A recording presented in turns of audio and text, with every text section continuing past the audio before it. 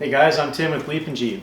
In today's how-to, we'll be installing Affordable Off-Road's new fuel tank skid. If you aren't familiar with Affordable Off-Road, check out their website, affordableoffroad.com, and in the description to this video, I'll have links to their Facebook page and eBay store as well. Let's take a look at this skid plate. This fuel tank skid is formed using 10 gauge steel. It's fully welded on the inside.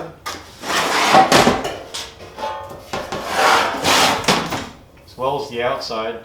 And then Affordable Off-Road takes the time to sand their welds off on the outside to give it a cleaner appearance and also just to finish it up real nice. In addition to that, if forming this plate wasn't strong enough, they also add angle iron and they fully weld that to the skid plate. The train of thought behind the angle iron is that it creates less surface area to get hung up on. This should help you, in theory, slide better off of rocks and logs and anything else you might get hung up on. And these nut strips are how your fuel tank skid will mount to your unibody rails. So let's get to that. Before you get started, the first thing you're going to want to do is remove your bumper. That'll give you access to your unibody rails for inserting the nut strips. Your nut strips are going to insert into the unibody rail just like you see them here. The little angled tabs, the 90-degree tabs on the end, will go in first, and they're going to point away from each other.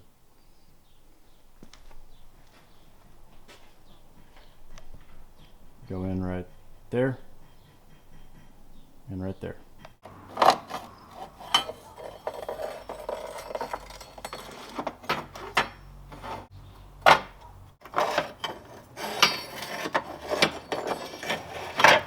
Next thing you're going to want to do is roll your fuel tank skid into place.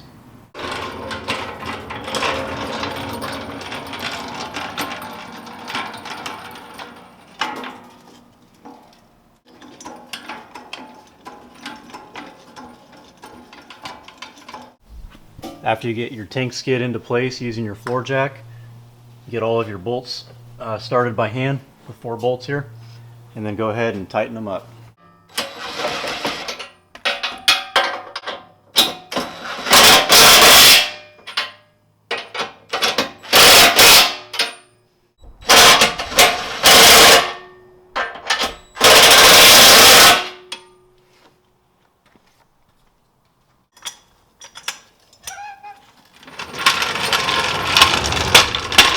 Alright guys, that's it for today's install. The short length of this video is representational of the ease of installation of Affordable Off-Road's fuel tank skid. If you follow BleepinJeep and you're wondering why I'm not installing that on my white Jeep, I will be. The thing is, with the white Jeep, I have that worn tire carrier bumper on the back, and it utilizes nut strips as well that aren't compatible with Affordable Off-Road's fuel tank skid. They're just not long enough in the unibody rail to catch the leading hole of the fuel tank skid. So for this video, this was more of an instructional how to install Affordable Off-Road system, which is very practical actually. And if I took the time to pull my worn bumper off and replace the worn nut strips with Affordable Off-Road's nut strips, I could actually reattach my bumper and this skid plate no problem using Affordable Off-Road's nut strips. So that's just something to keep in mind if you're running a bumper like I am. Also, you may have noticed that my exhaust pipe was not present on the green Jeep. I did have to remove that for this video.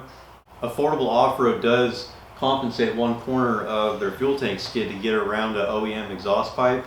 In my personal case, the tailpipe on the green Jeep is not OEM. It's a 2.5-inch pipe, and I can't say whether it's bent to exactly the same area that an OEM pipe would be or not.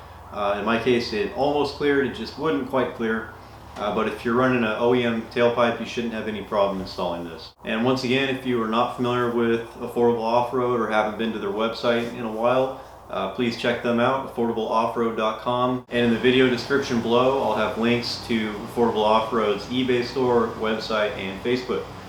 Please be sure to check those guys out. And also be sure to thumbs up this video and subscribe to BleepinJeep for more how-to and other Jeep and off-road related videos. Stay tuned to BleepinJeep, and in the not too distant future you will see that fuel tank skid installed and painted on my white Jeep, and hopefully some shots of it up and going on the trail and in use. So, alright, thanks again guys, thumbs up, and we'll see you in the next video. Thank you.